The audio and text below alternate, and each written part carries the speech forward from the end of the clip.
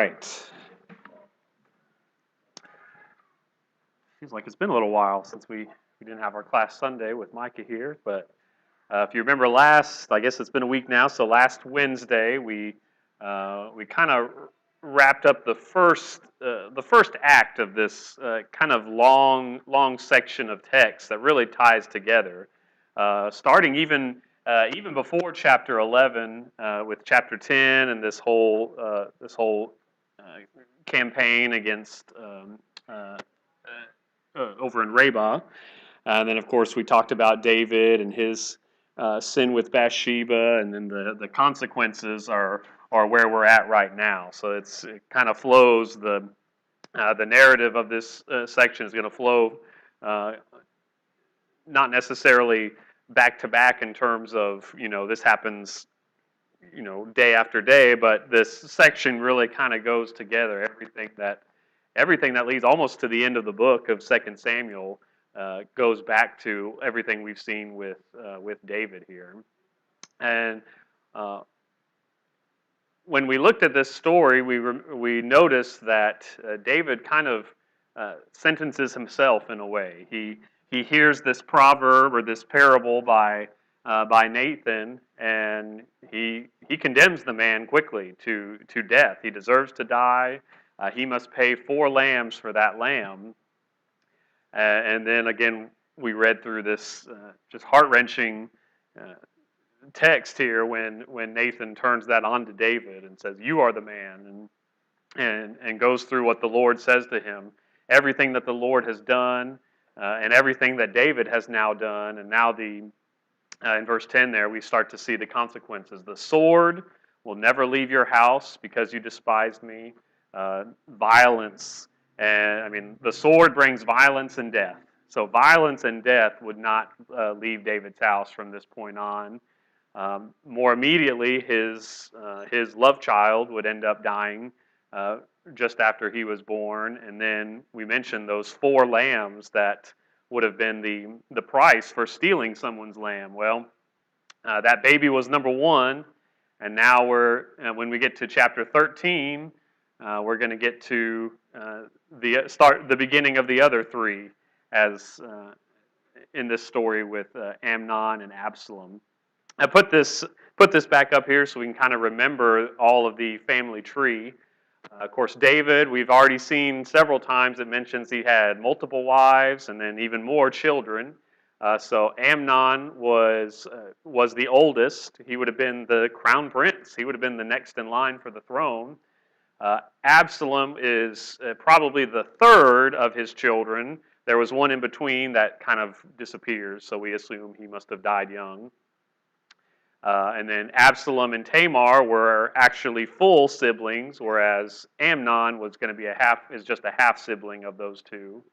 And then later on, we're going to be introduced to some others. Adonijah, and of course Solomon is going to be the son that everything passes through. But those top 3 sons are going to end up dying at a younger age than they probably should have. On top of the child that was just born and died to Bathsheba. So the sword, the violence, and the death that's just going to get started here in this chapter is going to continue pretty much for the rest of David's life because of his sin.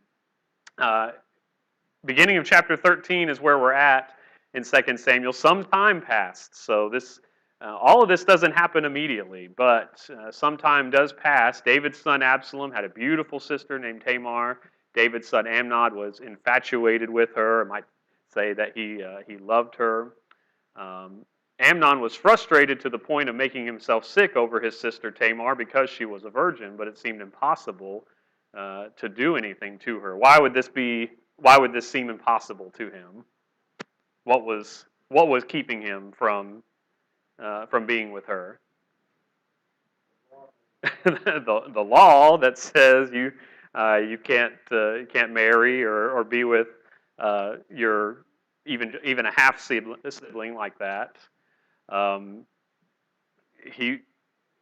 He's got lots of barriers. He calls her Absalom's sister, so he sees Absalom as a as a barrier. There's no way he's going to allow anything like that to happen to his sister, especially like that. David would be if he goes to ask David, he probably sees David as a barrier because David is not going to allow that to happen. We'll see that David is actually pretty indulgent of his children, so that's actually what one of Tamar's things she tries to tell him, like, hey, go ask David, maybe he'll give me to you. He's done a lot. He's given you lots of stuff. He's pretty indulgent of all his children, so that's even a possibility. But Amnon, this is kind of interesting. Amnon's friend here is Jonadab, who is the son of David's brother. So he's a cousin to Amnon.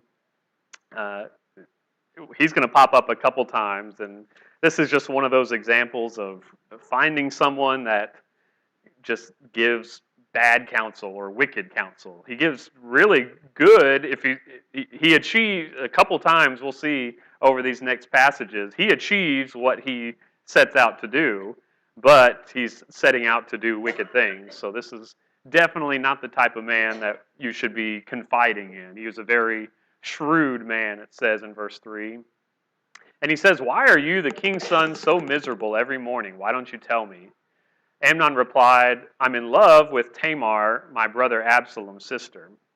We're going to see this is a very interesting statement because, he says he's in love, but once we pull the mask back after everything that happens, it's definitely not love. It turns out to be something very, very, very different. Jonadab comes up with this scheme. He basically they're overcoming a lot of things in this scheme. For Tamar to be alone with Amnon would have been difficult. She has maidens. For her to be alone with any man would have been very difficult for her. So this whole scheme is just trying to achieve the two of them just being together. Jonadab doesn't go any farther than that in explaining what has to happen, what needs to happen next. But I'm sure I can't imagine he doesn't know what Amnon's trying to do. So he comes up with this plan for Tamar to come and prepare a meal. And notice she comes with all of her people, so she's not coming by herself. And they even have to ask David's permission. Verse 7, David sent word to Tamar at the palace, "Please go to your brother Amnon's house and prepare a meal for him." It just seems like whatever David's kids ask, David's going to do for them. And that's usually not the best thing as a parent, to give your kids whatever you want. Obviously, when you're the king and when you can give that child whatever he wants, any money, any item, any position, power, all those things he can give to his children, and it seems like he doesn't discipline or hold that back in any kind of way. Even something kind of silly and crazy as this, like, okay, Tamar, you go to your brother Absalom's house. Yes, sir. You may have hit on something there. We've been trying to figure out why all these great kings and great men have the next king behind them. It's wicked. There you go. That's what's going on. You give them whatever they want. Hezekiah, Manasseh, And we'll see a pattern here too. David's sin with Bathsheba was very wicked. I would say on the scale of wickedness, Amnon's is going to be worse. But so you can kind of see where I'm going. David does something, his son ends up doing much worse than that. So, again, we as parents, as fathers, that we got to be careful that the things that we do, our children don't take that and then run farther with it in that same way. And of course, clearly here, David's influence over his children, especially their understanding of love and sex and all these things, you can see the results of that with Amnon, eventually with Absalom. He's going to do wicked things in that way as well. So Solomon even I mean, how many women did he end up having as wives and concubines? I mean, they did not learn from their father's mistakes here with having too many wives and too many children and all that. So and Solomon ran with it even farther than, I mean, David maybe had a dozen wives or something. Well,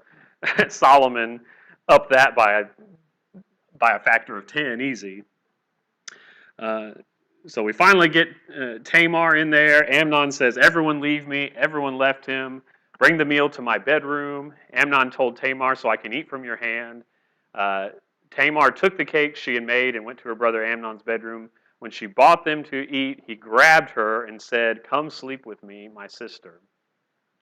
And Tamar does everything she can. I mean, this is a pretty, we don't usually get that much dialogue, but we got a pretty long section of dialogue here for her. "Don't, my brother, don't disgrace me, for such a thing should never be done in Israel." Kind of ironic that over the past several chapters, a lot of things have been done that should not be done in Israel, right? Adultery, murder. Now we're going to have rape and incest on top of that. Don't commit this outrage. Where could I go with my humiliation? And you, I mean, she's laying out everything out there. She's thinking of any possibility of changing his mind here. If he doesn't care about her and her humiliation, maybe he'll care about himself. You would be like one of the outrageous fools in Israel if you do this.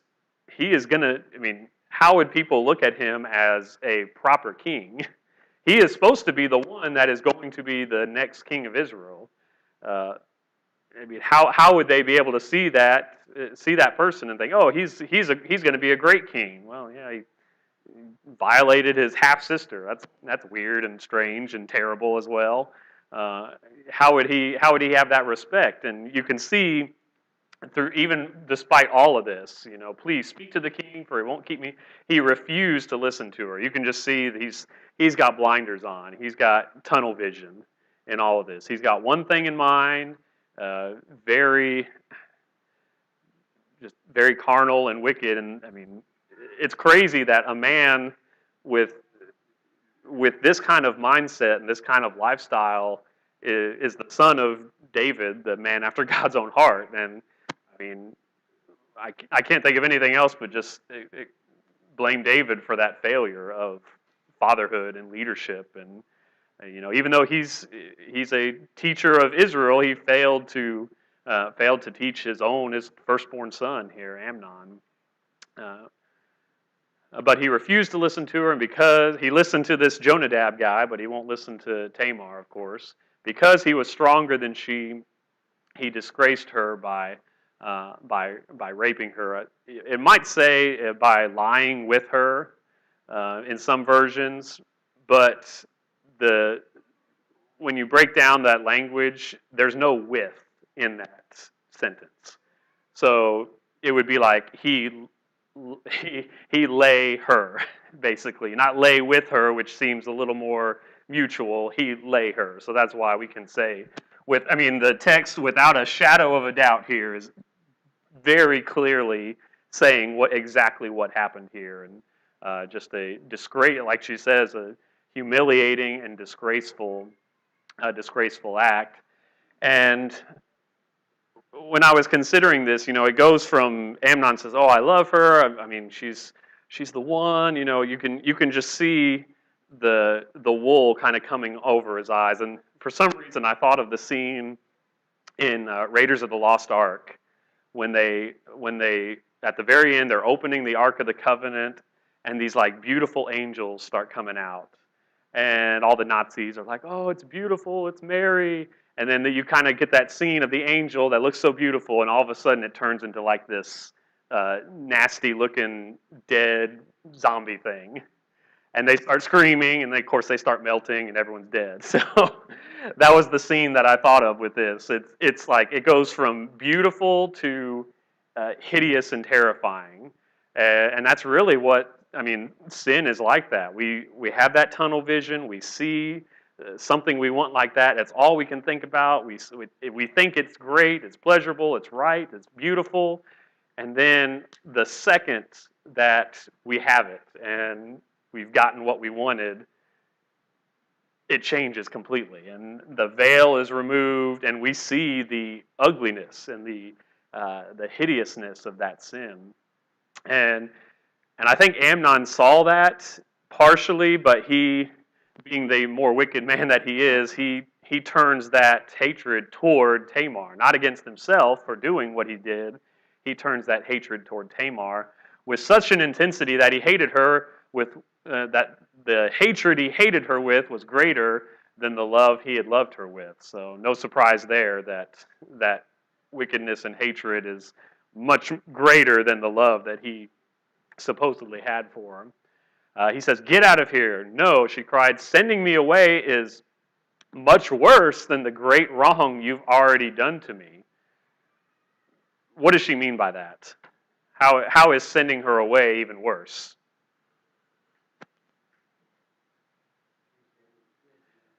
She's damaged goods. So what are, I guess, according to the law, what are the options here? I mean, the act has been done. So at this point, I mean, we can't go back in time and you know unrape her, I guess. So what can you do to at least salvage the situation? Either that, or he can pay the bride price for her, which is basically, I mean, obviously not the not the first option you come to, but she's damaged goods at this point. She's unlikely to be married, so according to the law, once that has happened, he can either marry her, which uh, that sounds terrible to us, and it is. But consider someone that was like Tamar, that was raped, that was not a princess, and she was just a common, lower class woman that can never now have a husband. Excuse me. So think about like Ruth, who doesn't have a husband and is a widow. She is at the bottom of the food chain. I mean, she is gleaning food from the fields just left over. So that's the reason why that law says, that man needs to marry her, because either that or she's starving. She's going to be in poverty and starving the rest of her life. At the very least, if he marries her, she will be provided for. Or if he pays the bride price for her, then she has some money to be able to support herself in some way. Excuse me. So those are the two options to at least salvage. Again, that's not ideal. I'm not saying that's good. That's at least salvaging the situation in some way. But he's trying to send her away and completely get rid of her and humiliate her even further. So she's trying to, at least according to the law, salvage the situation. But again, he refused to listen to her. Instead, just the hatred and the callous language here. Verse 17, instead he called to his servant who waited on him, "Get this away from me."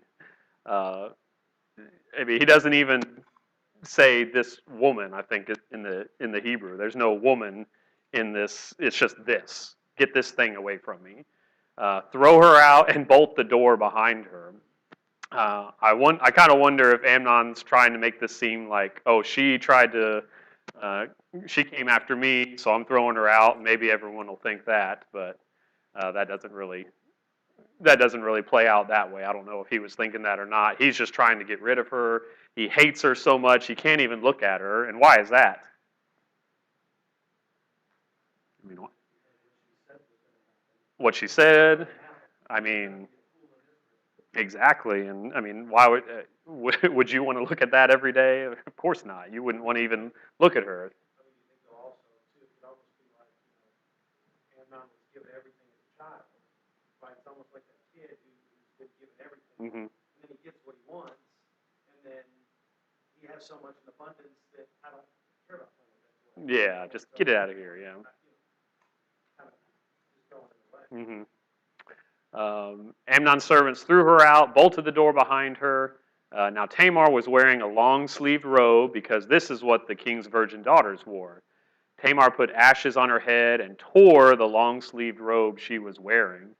Um, I mean, think of obviously just she's in mourning at this point, basically uh, for herself and for the sin that's happened. I kind of think about the daughter of Jephthah. You know, she was before she was before Jephthah did his vow to her and sacrificed her. She had a time where she would go in mourning for her virginity, for the fact that she would never be able to have children. This is the same kind of idea, uh, mourning what has been lost here. She put her hand on her head and went away crying.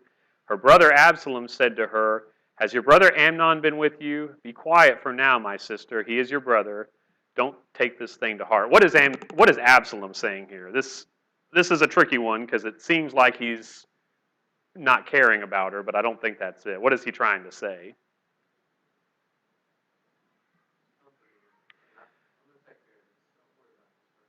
Yeah, that's what I think. So we see don't take this thing to heart. We kind of think, oh, calm down. It's not that big a deal. I don't see that at all with this, even though it might seem that way.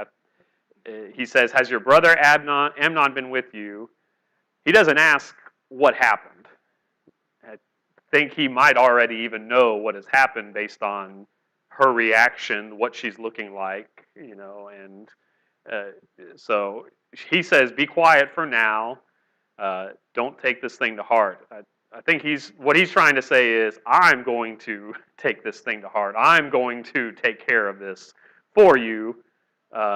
Be quiet. Just you know, let me handle this. So Tamar lived as a desolate woman in the house of her brother Absalom, and all these things. These are not done again. None of this is done in secret. Just like David's sin was not done in secret. David hears about all these things, and he was furious. Remember the last time David was furious? It was after the story of that Nathan gave to him, and he condemned that man to death and to paying fourfold for the lamb. What does David do here with his anger?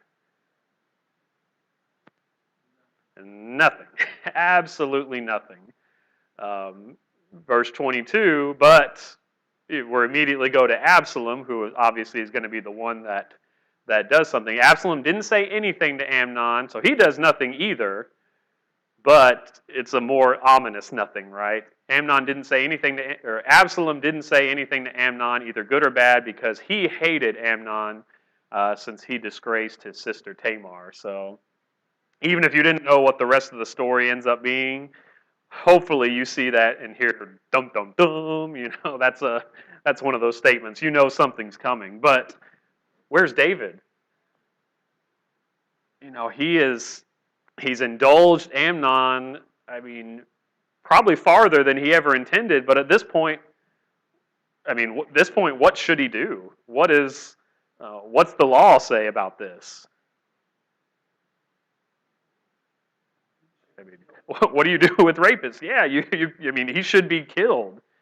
But David again, he does nothing, and we'll see that even going forward. There's a lot of nothing that David does over these last couple chapters, and he did too much a couple chapters ago. He did things he shouldn't have done, and now he's not doing things he should be doing as well. So you can just see the unraveling of his family, of his kingdom, to the point where eventually we're going to have civil war and death and carnage and all these terrible things happening just because of David's choices and how he's raised his family, how he's lived his life here. Of course, Absalom now hates Amnon. Amnon hates Tamar now. Absalom hates Amnon, and won't even speak to him. And all these things again, David hears but does nothing about. And Absalom sits on this for 2 years.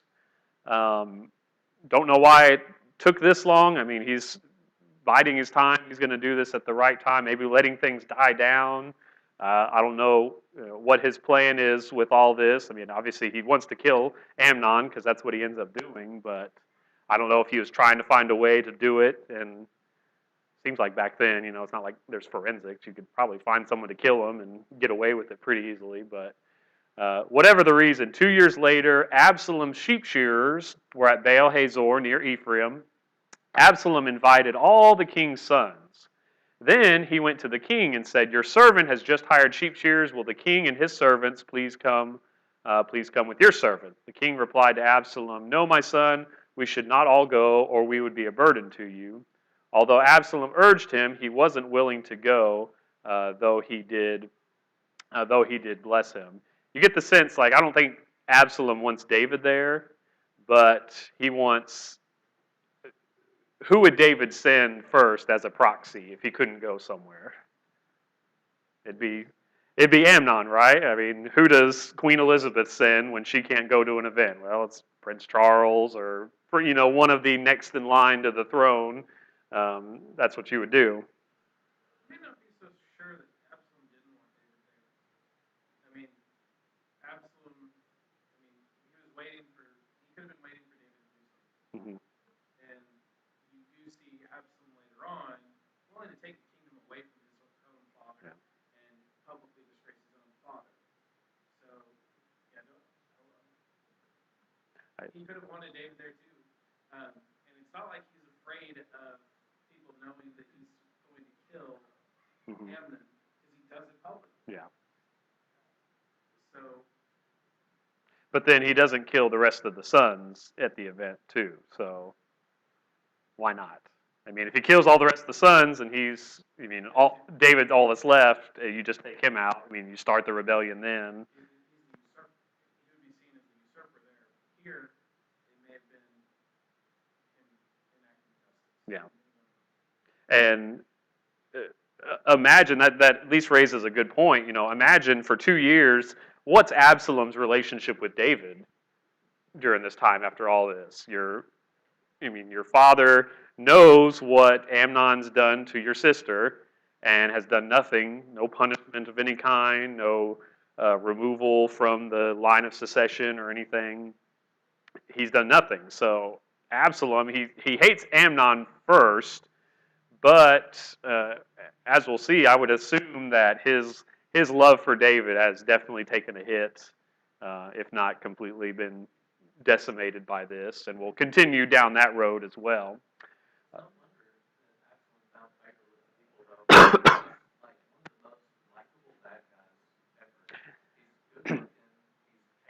Mm-hmm. He takes street justice. I mean, this guy. He's checking some boxes here. Yeah, we'll see later on. We haven't gotten there yet, but we'll see that he is popular. So, so he's definitely going to use that to his advantage. How sympathetic would he appear to people when he's talking with people and he's saying, "Oh, that someone would retreat on your behalf as the king," and he himself had complaint, and the king did nothing on his behalf. He can be just like them, and can kind of be that example. So he orders his men to strike Amnon, then kill him. "Don't be afraid. Am I not the one who has commanded you? Be strong and valiant." So he's not the one that strikes the blow, but he orders the blow. So he's no less guilty of less the result of this death than David was of killing Uriah by the sword of the Ammonites. But it is a little bit different because, I mean, we could easily say that this is somewhat justified, right? I mean, he's not just killing willy-nilly or to cover up your own sin like David was. He's enacting justice. What should have been David's job, he's doing it for him. Of course, verse 29, all the rest of the sons, they get up and each fled on his mule. Then you have this interesting section where word gets back to David. They're off. All the sons are at this one event. Word gets back to David that Absalom struck down all the king's sons. Not even one of them survived. Obviously not true. Something got lost in translation there. But it's interesting that uh, David, in response, the king stood up, tore his clothes, lay down on the ground, and all his servants stood with him. David takes this at face value. So you kind of wonder, okay, I just heard my son Absalom killed all my other sons, from just a report. You would think that David would like, well, let me verify that report, or if there was anything about Absalom, if Absalom's, not the murderous type, or there hasn't been uh, bad blood between Absalom and Amnon, and there hadn't been discussions. You would think that David would not jump to that conclusion so quickly, the wrong conclusion, as it turned out. But he just assumes that, yeah, that sounds about right. That Absalom killed all the sons. Uh, and then Jonadab, here comes Jonadab again, this nice wise guy. My lord must not think they had killed all the young men, the king's sons, because only Amnon is dead. In fact, Absalom had planned this ever since the day Amnon disgraced his sister Tamar. So it's interesting. So think about it. All the sons are off in another city. Word gets back to David, back in Jerusalem, I suspect, that all the sons have been killed. Jonadab seems like he's still there in Jerusalem, and yet he knows that that story is not true. So what can we conclude from this? Either he was there, I would say he probably even knew about Absalom's plan before all this. So he knew that, of course, he says Absalom has planned this ever since the day. He might not have known specifically that this was the time, but he knew that Absalom was wanting to kill Amnon, and Amnon only. So he kind of reassures David, my lord, don't take seriously the report that all the king's sons are dead, only Amnon is dead. But meanwhile, Absalom, in this time of turmoil, he flees the other direction. He knows that he's probably going to be, hunted down for this, which is, kind of ironic. Is Amnon did this deed, which was a, capital offense, and he doesn't flee. He knows that he might have known, like, I could get away with this because I'm the oldest and I'm the favorite. Absalom, on the other hand, at least, he thinks he's at risk, so he ends up leaving, getting out of town. Jonadab said to the king, look, the king's sons have come. It's exactly like your servant said. Just as he finished speaking, the king's sons entered, wept loudly. Then the king and all his sons also wept very bitterly. But Absalom fled and went to Talmai, son of Ammihud, king of Geshur. The reason he goes there is that's actually his maternal grandfather. So his mother is the princess of the king of Geshur. And David mourned for his son every day. After Absalom had fled to Geshur and had been there for 3 years, King David longed to go to Absalom, for David had finished grieving over Amnon's death. So he ends up being there for three years. So we've got a lot of timestamps going on. It's been 2 years. There were 2 years from the Amnon and Tamar to Amnon's death, and then from this event, 3 more years that Absalom is in Geshur, and David has been grieving. It's kind of funny. David grieves a lot for his sons, but there was so much he could have done to prevent all of this from happening. Even, aside from the fact that his sins, influenced all of his children, but even, with just punishing Amnon in some way. Maybe you don't have to kill him, but at least you have to do something about that. You can't just let it.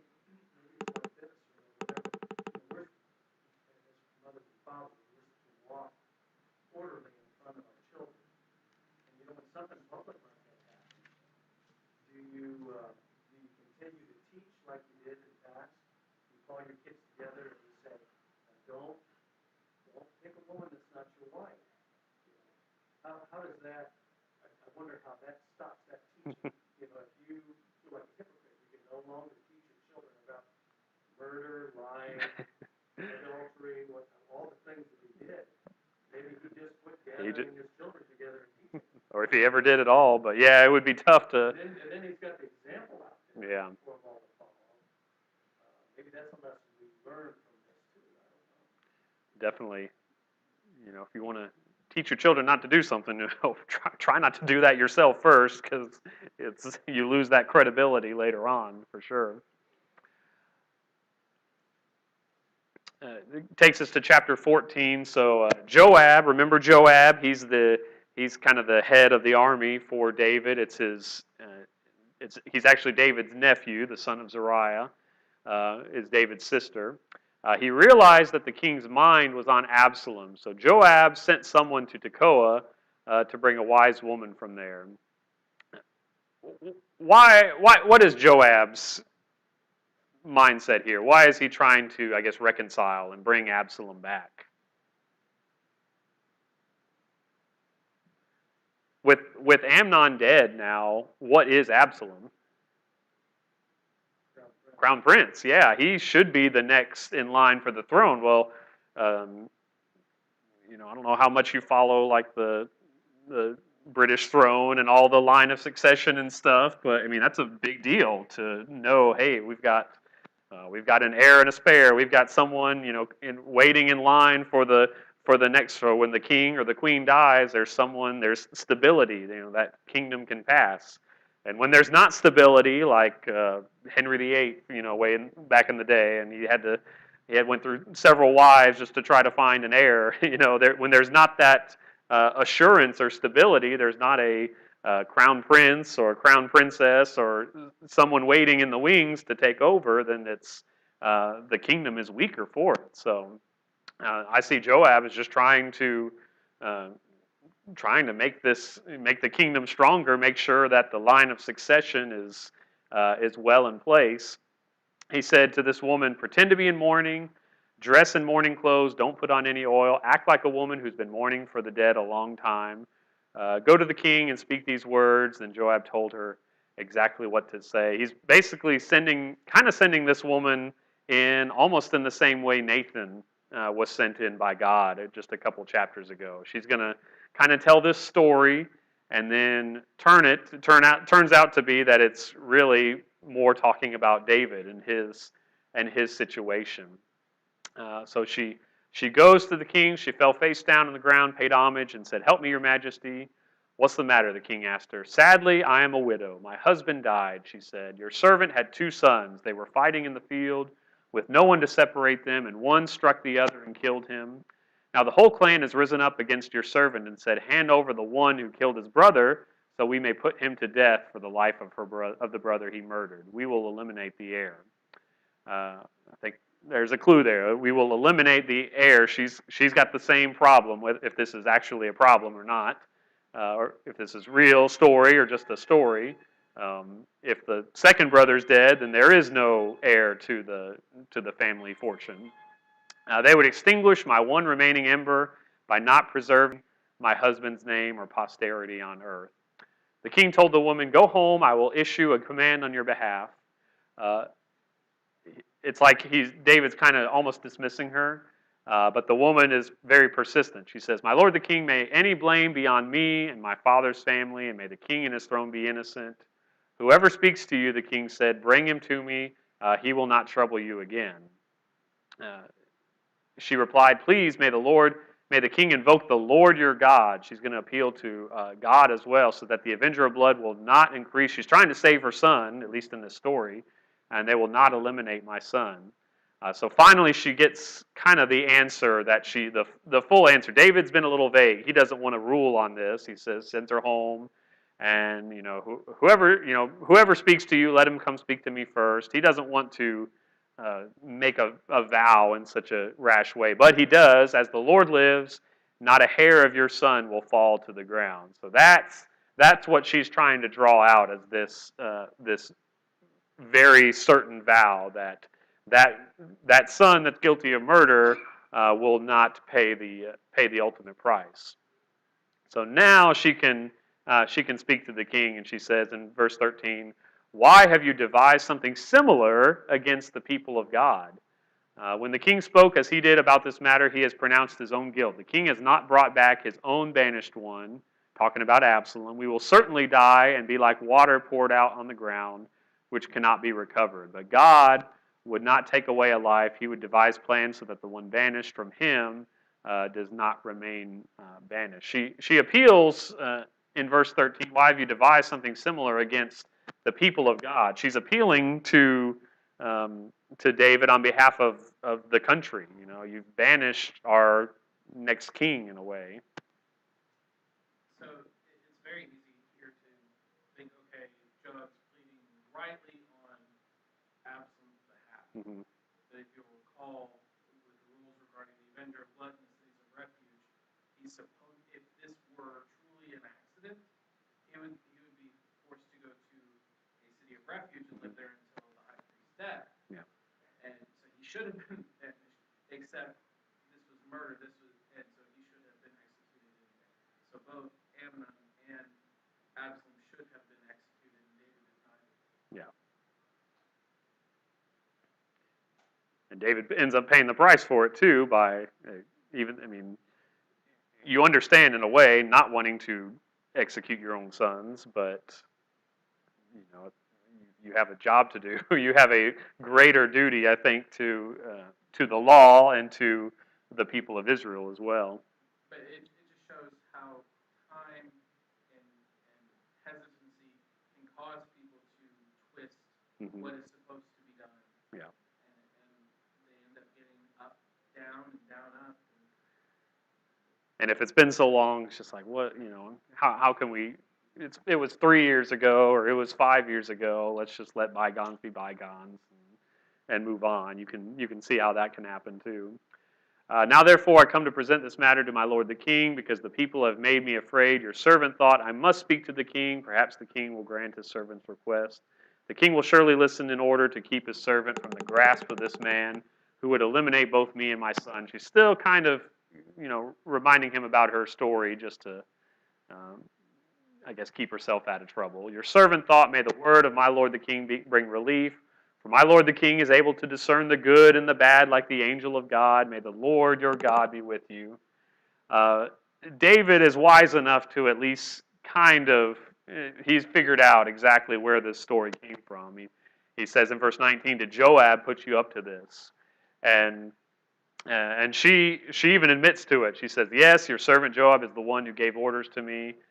Joab, verse 20, has done this to address the issue indirectly, but my Lord has wisdom like the wisdom of the angel. She doesn't want to get in trouble for this. You get the sense that Joab's probably tried to get David to bring Absalom back over the years, and David, tried to get some action out of David, and he's done nothing. So now he's kind of doing the end around, trying to get him to do what he wants indirectly this way. So the king talks to Joab and says, okay, I grant this request. Go bring back the young man Absalom. So Joab's hoping, like, okay, Absalom's going to come back. We can move on. Absalom can be the next king. But he's not really all the way back. The king said he may not return, verse 24. He may return to his house, but he may not see my face. So Absalom returned to his house, but he did not see the king. And then we kind of get some information here about Absalom. Here he's handsome, he's highly praised, and we get a little bit of information about his hair, which is going to come in to play a little bit. His hair got so heavy every year that he shaved it off, and it was 5 pounds according to the royal standards. So just some interesting facts that'll kind of come to play here in just a little bit later. So we'll pick up there. I think we're about chapter 14, verse 25, and then we'll continue that on Sunday and get to Absalom's revolt against King David. Thank you.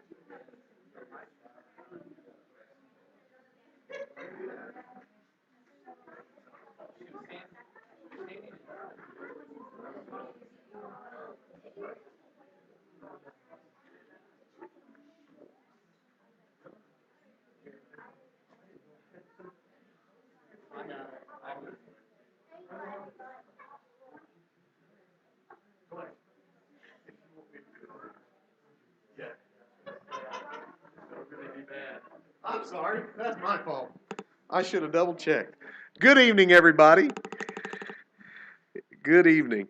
It's a wonderful night to be here. And if y'all would, the teenagers are going to get a little bit of a double dose, but turn with me to Ecclesiastes.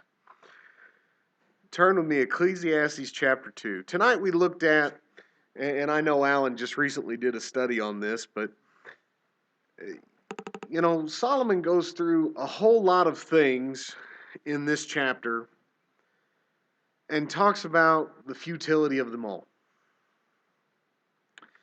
He says to myself, he says, "Come now, and I'll test you with pleasure. So enjoy yourself, and behold, it too was futility. I said of laughter, it is madness, and of pleasure, what does it accomplish?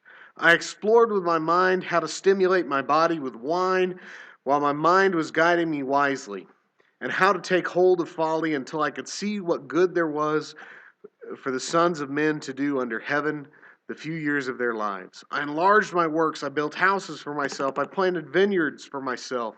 I made gardens and parks for myself. I planted in them all kinds of fruit trees. I made ponds of water for myself with which to irrigate, and a forest of growing trees. I bought male and female slaves and had homeborn slaves. I possessed flocks and herds larger than all who preceded me in Jerusalem. And I collected for myself silver and gold and treasure of kings and provinces. I provided for myself male and female singers and the pleasures of men, many concubines. Solomon had it all. He lived a hard and fast life. He indulged himself in every physical and mental pleasure that this world has to offer. And he says this about it, though. Then I became great and increased more than all who preceded me in Jerusalem. My wisdom also stood by me. All that my eyes desired, I did not refuse them. I did not withhold from my heart any pleasure, for my heart was pleased because all my labor, and this was the reward for all my labor. Thus I considered all my activities which my hands had done, and the labor which I had exerted, and behold, all was vanity and striving after the wind. There was no profit under the sun.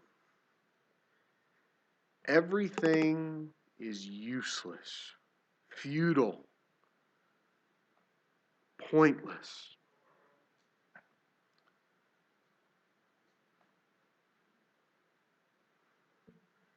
He continues, and he says he was despaired by it because it was so futile, it was so useless. And he says it well here, but just turn to the end of Ecclesiastes with me, because he really sums up all his points there, of course. He continues in all his writing and talks about all the futility and vanity of this world and how everything is just fleeting and passing away and useless.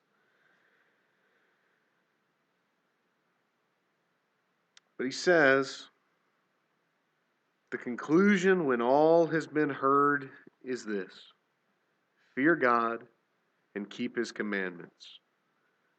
Because this applies to every person. For God will bring every act to judgment, everything which is hidden, whether it's good or evil. Everything. Everything that you've done, everything that you do, every choice that you make is laid bare to the Creator. Things we do in secret, things we do in the open. Things that in the back of our mind we go in our head and say, isn't that big of a deal. He knows.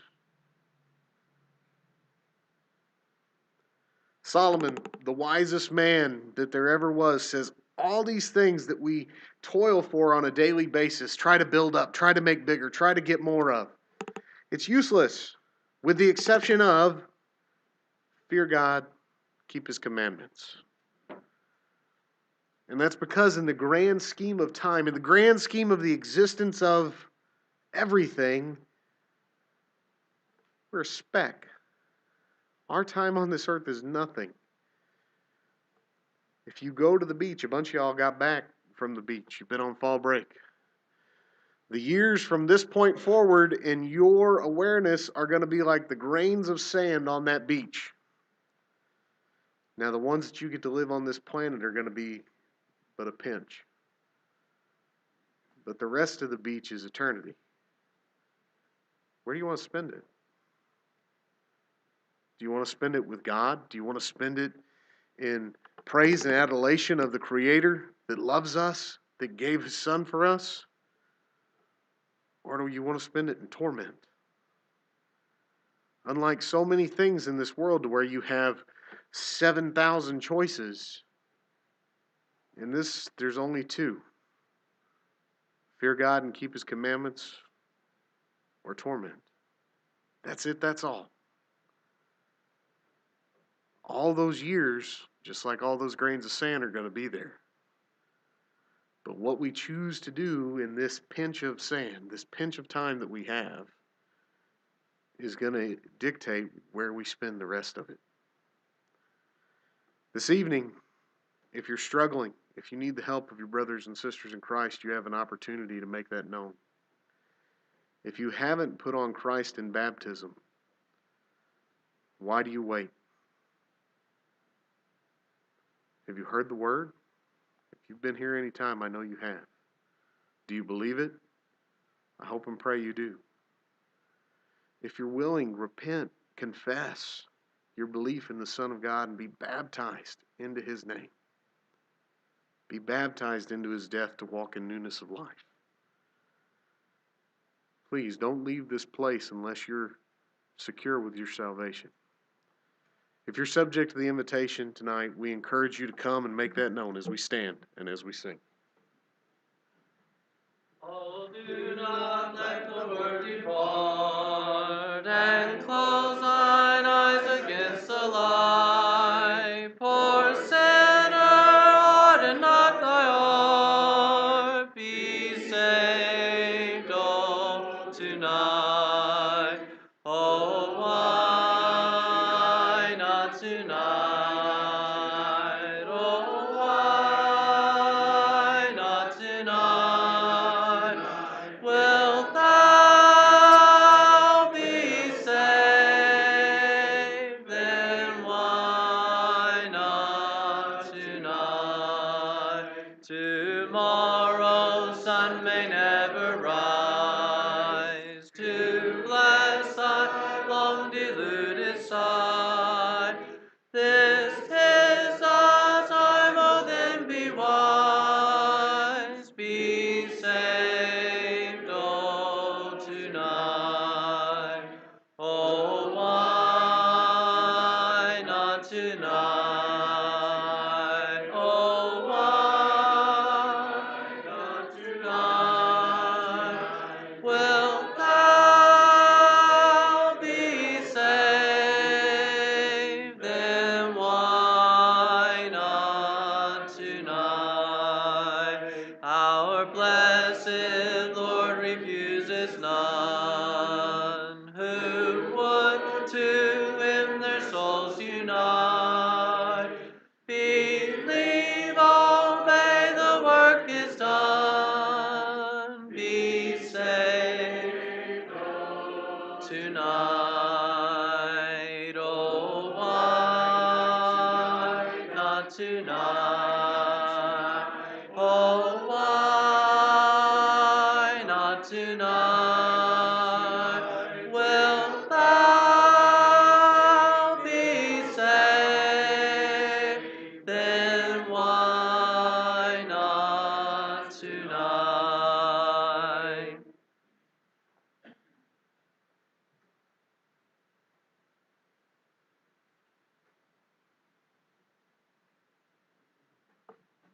I think y'all heard tonight from Ryan what we all ought to be doing. So proud to be here. I mean, you could tell in his voice he was glad to be here tonight. And I am too, because we've had some times here lately that we hadn't been able to be here, and we're glad to be here tonight. So we're glad that all of you are here tonight. Let's remember those that are sick. I just talked to Marty. He said Amy is doing much better. And I guess that's the youth that she has. She's still a young lady, and she just bounced it back so fast. So, and we're so glad to hear that. So, Becky is still waiting on some results from Nashville. They're moving mighty slow, but we got to be patient, and hopefully we'll get them before the week's over. Let's remember Faith Spence, and let's remember all our shut-ins. Remember Sunday, Caleb Ray will be here. He'll be preaching Sunday morning and Sunday night. Let's try to be back at 9 o'clock for that service on Sunday morning. I think that's all I have in the way of announcement. Brother Carson Hope will lead us in a closing prayer this time.